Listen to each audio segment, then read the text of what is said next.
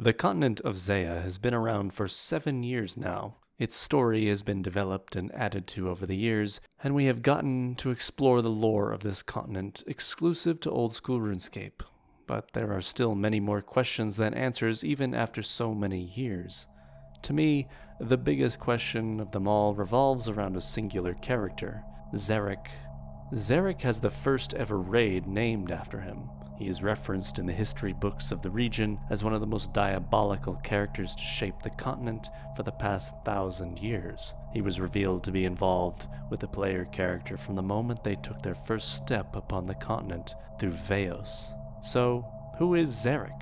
Is he just some villain Oldschool Runescape crafted to form a basis for their storytelling in the new region? Or is he something not new at all?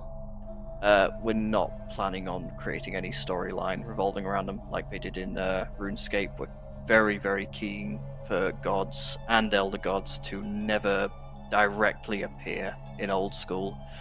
When Ed says this, I 100% believe him, but Ed also said this.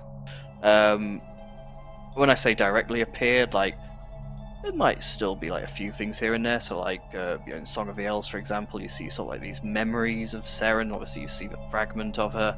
What if Xeric is in fact none other than the god Zaros? So, currently in Old School Runescape, we have been told that the gods will not be returning to Gielinor, with the exception being that there might be times where you deal with a god or a piece of a god, like you did with the dark fragment of Seren in Song of the Elves. So this, to me, just ensures that we might interact with them on some form, but they won't become trivial characters like RuneScape 3. This is a notorious point of contention in RuneScape 3 who find it rather tiresome, that the story essentially became a soap opera revolving around all of the gods, where the World Guardian, aka the player, has to mediate their conflicts. And I agree, the gods in RuneScape 3 have lost their mystery and the allure that made them so fun to begin with. That being said, I believe it is hard to ignore the facts that the world the game resides in was created through the events of these divine beings. Making them characters on par with the player is a mistake, but so is pretending they don't exist. That is just my opinion, of course. Finally, I want to comment on the statement that Ed made, specifically saying they won't be breaking the edicts of Guthix. If you are familiar, the edicts are essentially a magical barrier that keep divine beings from entering the planet. Guthix, at the end of the God Wars, physically went around the world and threw many of the gods that had caused so much chaos and destruction off the planet like some kind of planetary bouncer. The major gods were all cast out, but he allowed some of the lesser gods, like the ones in the Menethite pantheon, to exist still because he did not hold them responsible for the destruction of the God Wars, or some gods had such a lesser divine presence that Guthix wasn't really aware of them. These are the points to remember here. Guthix erected the edicts, but he had to physically remove all the gods himself. The edicts did not magically expel them. Beings of significantly lesser divine power were either allowed to stay or not noticed.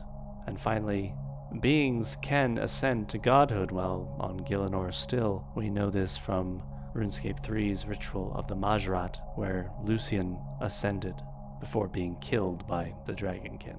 Now let us return to our mysterious character of Xeric. In order to establish a way in which Xeric is actually Zaros, we have to figure out how this could be possible. Zaros was defeated, not killed, by Zamorak, which drew the Second Age to a close. The Third Age was the start of the God Wars, which lasted for several thousand years, with the entire Third Age lasting around 6,000 years. It is described from onlookers who watched Zamorak strike Zaros down that Zaros simply faded from existence. This is because he had been struck by the Staff of Armadil, which is an elder artifact that can channel divine power. The staff vacuumed up Zaros' divine power and injected it straight into Zamorak. This did not kill Zaros, though. He simply was robbed of most of his divine power, so much that he could barely even take a physical form. He cursed the people that were involved in his betrayal and then fled Sentistan, the capital of his empire. The official story is that Zaros returned to his homeworld of Freniske to regenerate over thousands of years. Nobody saw Zaros during this time, and he was simply absent from the story.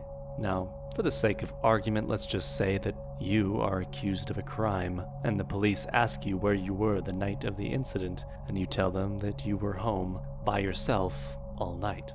They would want to know if anyone else saw you, that they could verify what you said. But if nobody saw you, it doesn't exactly absolve you of suspicion. It just means nobody saw you. So I am going to say, for the sake of my theory, that we can't know for sure where Zaros was all of this time, or even if he was on Freniske at all. Regardless if Zaros did return to Freniske or not, the Third Age lasted for 6,000 years, and the Edicts of Guthix were erected at the end of the age. Imagine now that Zaros did regain some of his power on Freniske, but returned to the planet after some time. The God Wars would have been raging, and Zaros would have been very weak. So he sought refuge in a new land, a new continent, Zaya. He would not have been alone, as the kingdom of Karend was founded by mortals fleeing the mainland due to the destruction wrought by the God Wars. But I would imagine that Zaros already knew of the continent's existence beforehand due to reasons we will get into. So everything I have given you right now seems probably like a big what if. Let's move on to more current history. The most conventional explanation of who Zarek is that he is in fact King Shazian VII.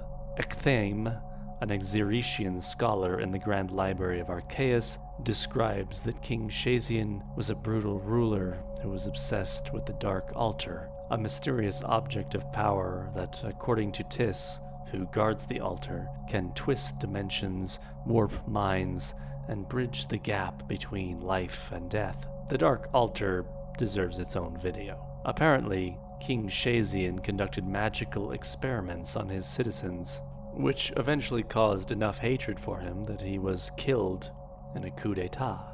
The problem is that nobody recovered his body, and just several days later, the figure which would become known as Zarek appears, is described as looking just like King Shazian, and then proceeds to kill the rulers of all the Karend houses, and plunges the realm into what we know as the Age of Strife.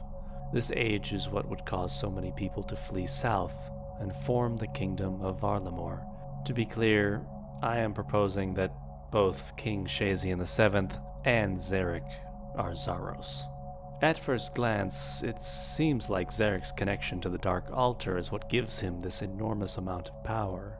It definitely does give him a lot of power, but does it give him the power to do all the things that he has the capability to do? Zarek is able to speak through and even control others like Veos. He is immune to the magic of the Ring of Karos and calls it pathetic. This specific dialogue was removed, though. He had enough magical or alchemical knowledge that he was able to create the Lizardmen and use them to enforce his rule. How did a Shazian king have this kind of power? Was he a magical prodigy? The Dark Altar gave him power, but it also gives power to all of the people of Archaeus and allows them to be immortal. But it doesn't appear that the citizens of Archaeus, even the most powerful members, have the power to do half of the things that Zarek can seemingly do. Here is another strange event that is linked to Zarek. 100 years ago, the king of Varlamore named Imafor Tullus, or King Imafor, took the throne, and his rule was described as peaceful and prosperous for several years. But on King Imafor's 30th birthday, he hosted a feast at the capital. The leaders of the 5 Karend houses all attended. King Imafor proposed a toast to the great houses, and according to the spectators at the feast, chaos ensued, as after the toast, all the leaders of the great houses of Karend collapsed dead. This is the reason why you see the statues around Varlamore of a headless king. The citizens beheaded all the statues of their treacherous king, and also why Karend hates the kingdom of Varlamore to this day. King Imafor never spoke of his reasoning for poisoning the leaders of the great houses. Why would a king who has a peaceful and prosperous reign suddenly murder the guests at his feast with what is described as a smile on his face? This is unless that, at that moment, King Imafor wasn't actually King Imafor, but Zarek. Even to this day, it is described that Zarek doesn't actually have a body, but is able to control others on a whim. Does Zarek simply not want a body to confine him? Or is a mortal body, even sustained through the Dark Altar, not able to withstand Zarek's, perhaps, divine origins? Like trying to run too much electricity through too small a circuit. The circuit is destroyed. The only motivations that we know for Zarek is that he wants more power, as we hear the discussions between him and his pawn, Zamfir. Does he want more power because he's an evil villain and wants to take over the world? Maybe. Seems pretty dull. But what if he has a rather obvious desire to acquire more power? He wants to ascend to godhood. I told you earlier that Zaya being far away from the God Wars wasn't the only reason it has value to a being like Zaros. The Dark Altar was specifically described as not an Elder artifact through Mod Ed, though Mod Ed adds to this through this context. Okay, for Dark Altar is not an Elder artifact. I'll say that again, like just to make sure we're all understanding this correctly. The way I'm wording this and the way I'm pronouncing this, like Dark Altar is not an Elder artifact. What I think Ed is hinting at is that the Dark Altar is not an Elder artifact, but it is connected with one, and I believe with the introduction of the Moons of Peril, we have been shown this Elder artifact. I believe the Isosahedron is the Elder artifact known as the Codex. Zaros held the Codex in Santistan during the Second Age and conducted experiments on it. We know that the Zarosians hid the Elder artifacts in their possession, likely knowing the Empire was crumbling and did not want them to fall into enemy hands. The Elder Horn was hidden away in the desert, with a decoy being sent off to the east to throw off potential thieves. What if the Codex was hidden away in the far-off continent of Zaya? We know the Zarosians knew of the continent, as the Zarosian Vardorvis chased a contingent of dwarves all the way to Zaya. The fact that this strange object shows up now is not a coincidence. The threads are slowly beginning to weave together into something much larger. The fact that Zarek is still such a wild card is what made me suspicious of him in the first place. No matter who Zarek is, I am pretty much positive that he is going to have a role to play in the events leading up to while Guthix sleeps and whatever the old school version of Ritual of the Majorat will be. Anyway, this video is getting pretty long, but next time I want to talk more about the Dark Altar, its connection with the Isosahedron, which I do think is the Elder artifact, and the relationship between Zarek, or Zaros, or whoever. Anyways, that's all for now. Until next time.